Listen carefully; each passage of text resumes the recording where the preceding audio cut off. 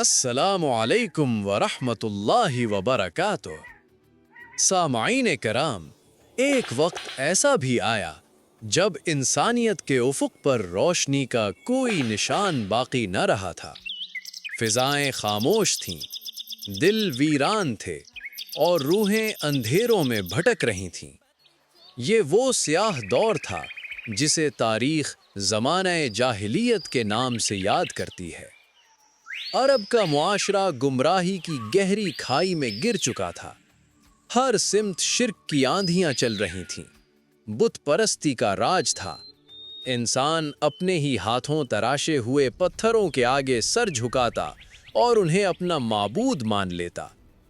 بیٹی جو رحمت ہونی چاہیے تھی، ذلت سمجھی جاتی تھی، اور صفاک دل لوگ اپنی معصوم کلیوں کو زندہ درگور کر دیتے تھے۔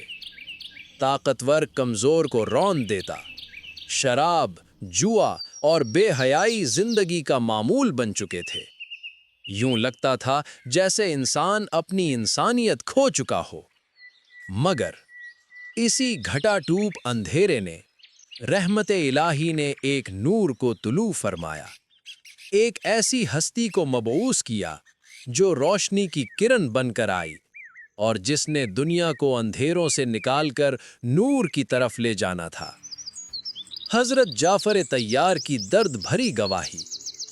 جب حبشہ کے بادشاہ نے اسلام کے بارے میں دریافت کیا تو آپ صلی اللہ علیہ وسلم کے چچا زاد حضرت جعفر طیار نے دل کی گہرائیوں سے یوں نقشہ کھینچا: اے بادشاہ، ہم جاہل تھے، بتوں کی عبادت کرتے تھے، مردہ کھاتے تھے، بے حیائی میں مبتلا تھے، رشتے توڑتے تھے، پڑوسیوں کے ساتھ بدسلوکی کرتے تھے، طاقتور کمزور کو کھا جاتا تھا۔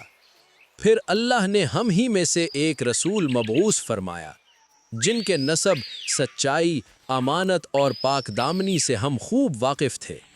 انہوں نے ہمیں حکم دیا کہ ہم صرف ایک اللہ کی عبادت کریں، بتوں کو چھوڑ دیں، سچ بولیں، امانت ادا کریں، رشتہ داروں سے حسن سلوک کریں، پڑوسیوں کے ساتھ اچھا برتاؤ کریں اور ہر قسم کی برائی سے بچیں۔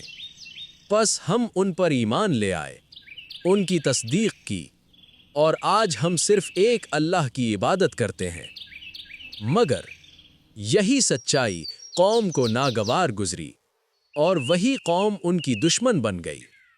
یہی وہ عظیم ہستی تھیں جن کی صداقت اور امانت پر پورا مکہ اعتماد کرتا تھا، جو صادق و امین کے لقب سے پکارے جاتے تھے۔ ایک موقع پر جب خانہ کعبہ کی تعمیر نو مکمل ہوئی تو ایک بڑا مسئلہ کھڑا ہو گیا: حجر اسود کو اس کی جگہ کون رکھے؟ قبائل کے درمیان تنازع بڑھا، تلواریں نیام سے نکلنے کو بے قرار تھیں اور جنگ کے آثار نمایاں ہونے لگے۔ آخرکار یہ فیصلہ ہوا، کل جو سب سے پہلے حرم میں داخل ہوگا وہی اس مسئلے کا فیصلہ کرے گا۔ اب ہر قبیلہ بے چینی سے منتظر تھا کہ صبح کس کے نصیب میں یہ شرف آئے گا۔ وہ خوش نصیب کون تھا اور اس نے کیا فیصلہ کیا؟ یہ سب کچھ انشاءاللہ اگلی قسط میں۔